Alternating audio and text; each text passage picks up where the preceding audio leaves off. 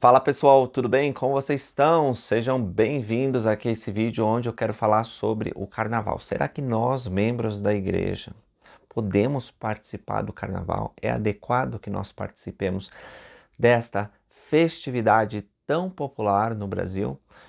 Pois é, primeira coisa, todos nós temos a liberdade de escolha. Na verdade, todos nós temos o arbítrio e podemos discernir e determinar o que é melhor para a nossa vida e o que não é bom.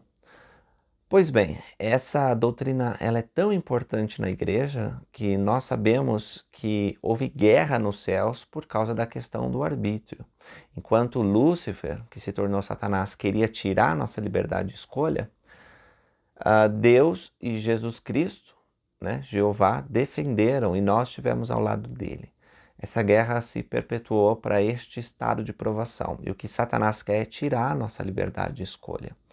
E muitas vezes ele faz isso incentivando que usemos o nosso arbítrio de maneira errada, porque quanto mais pecados e coisas erradas fizermos, mais prisioneiros da vontade dele nós seremos. Quanto mais coisas boas e retas nós escolhermos para a nossa vida, mais liberdade de ação nós teremos. Pois bem, eu dei essa introdução porque, primeiro, você, mesmo sendo membro da igreja ou sendo cristão, pode escolher participar de uma festividade ou de outra. É você que tem que determinar e não vai ser alguém num vídeo do YouTube que vai dizer faça isso, faça aquilo. Mas eu quero convidar vocês a algumas reflexões sobre o carnaval e também quero convidar vocês a refletir sobre o que nós, membros da igreja, como comunidades no Brasil, costumamos a fazer nesses dias de festividade. Primeira coisa, a origem do carnaval, alguns dizem que vem de uma festa pagã, né? Não vou entrar nesse mérito, mas independente de ser uma festividade de origem pagã, você pode usar esse feriado para uma coisa que seja nobre, que seja boa e que não tenha conexões com paganismo ou com religiões que você não segue. Mesmo feriados que eram considerados católicos, né? Porque nosso país ele foi de maioria católica por muito tempo, cristãos de outras denominações e mesmo pessoas que não eram ligadas ao cristianismo no Brasil aproveitavam esse momento de descanso para poder estar com a família, poder fazer outra coisa. Então, não é o problema a origem do carnaval. O problema é o que acontece no carnaval hoje em dia. Até se você quiser fazer uma festinha com seus filhos, com seus amigos, eu acho que não tem problema nenhum, desde que siga os padrões da retidão. O que nós não vemos nas festividades que acontecem na rua, nos clubes, são padrões de retidão. E nesse sentido, quero falar sobre as vestimentas. As vestimentas do carnaval não convidam o Espírito de Deus e não louvam o corpo como o templo do Espírito Santo. São roupas curtas e às vezes, na verdade, não tem roupa nenhuma, só tem algumas pinturas. Infelizmente, isso é exposto na televisão e quando você está assistindo um filme, uma programação, um desenho, de repente aparece aquelas coisas sem você querer. Então, a pornografia é abundante no carnaval. Além disso, tem comportamentos sexuais explícitos, como se não fosse problema, e as pessoas elas agem de uma maneira totalmente incorreta perante Deus, com luxúria, com imundície. Eu não tenho nem as palavras para descrever, mas vocês sabem como que o carnaval ele chega aos níveis mais baixos, né? Como se o ser humano se rebaixasse às paixões mais vis que algum ser pode chegar. Então, nesse sentido, o carnaval está contra os padrões que um discípulo de Cristo é convidado a cumprir.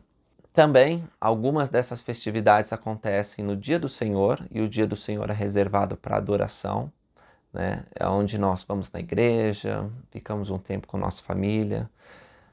Há um outro aspecto que algumas festas de carnaval você usa máscara, quer dizer, você não usa mais nada, né? Só a máscara. Mas usar máscaras também pode ser um problema. Por exemplo, eu tenho uma citação aqui do elder Kent L. Cook, que é membro do Quórum dos 12 Apóstolos, e disse: haverá uma grande pressão sobre cada um de vocês para que representem um personagem, até mesmo que usem uma máscara e se tornem alguém que não reflete realmente quem vocês são ou quem querem ser. Os justos não precisam usar máscaras para ocultar sua identidade. É claro que ele não está falando aqui especificamente do carnaval, né? Ele está falando de maneira geral que a gente não precisa usar máscaras para esconder quem nós somos. Agora, o carnaval, além de usar máscaras, né? Muitas vezes a pessoa se transforma.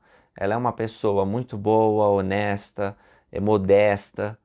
E quando chega o carnaval, ela acha que pode beber, pode comer o quanto quiser, pode se relacionar sexualmente com diversas pessoas e há uma mudança brusca, né, nos padrões que essa pessoa tem de comportamento. E isso não é bom. Jó, ele disse: até que eu expire, nunca apartarei de mim a minha integridade. Então não existe essa ideia de que sou um membro da igreja durante todo o ano, mas no carnaval eu vou me desconectar, eu vou deixar os meus instintos, as minhas vontades, elas sobrepujarem o comportamento que é esperado de mim, é esperado por Deus. Não. Se você faz essas coisas, você está cedendo ao homem natural. E as consequências da desobediência a Deus, elas virão. Cedo ou tarde, elas virão. O presidente Russell M. Nelson disse o seguinte: o mal, o erro e as trevas nunca serão a verdade, mesmo que sejam populares. Uma advertência das Escrituras declara o seguinte: ai dos que mal chamam bem, e ao bem mal, que fazem das trevas luz e da luz trevas. Então, muitos membros da igreja, reconhecendo que o carnaval não é uma festividade cristã, né? Ou pelo menos eles não conseguem viver seus padrões que aprendem no Evangelho de Jesus Cristo, seja pelas Escrituras ou nos púlpitos da igreja, eles simplesmente se apartam. Alguns membros da igreja ficam em casa, visitam parentes, né, vão para hospitais, procuram viver sua religião de forma mais intensa nesse feriado. Outros membros da igreja, eles fazem retiros ou acampamentos. Os jovens, por exemplo, eles estão num programa que chama FSY, ou Para o Vigor da Juventude. E lá, nesse acampamento, nesse retiro, eles têm a possibilidade de aprender mais sobre o Evangelho. Então, essa conferência de jovens entre 14 e 18 anos, ela acontece todo ano justamente no período de carnaval. É uma semana quase que os jovens ficam lá, lendo as Escrituras, fazendo brincadeiras, aprendendo uns com os outros e com seus líderes. É maravilhoso. Eu participei de algumas dessas conferências e foi incrível. Há também outros tipos de acampamento. Por exemplo, só os rapazes vão acampar num rio e eles aprendem certas habilidades do escotismo.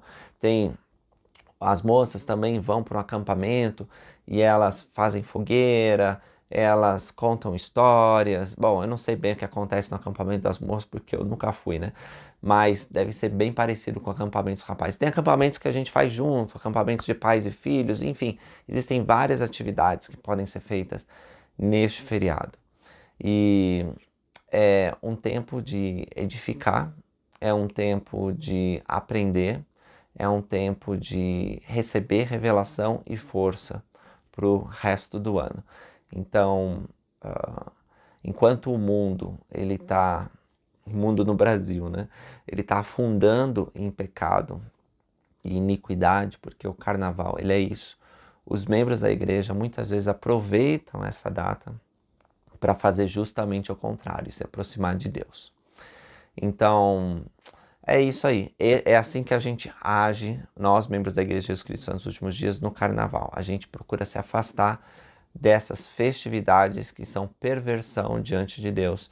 E nós procuramos ficar junto aos santos, ou à nossa família, ou a nosso Deus nesses dias.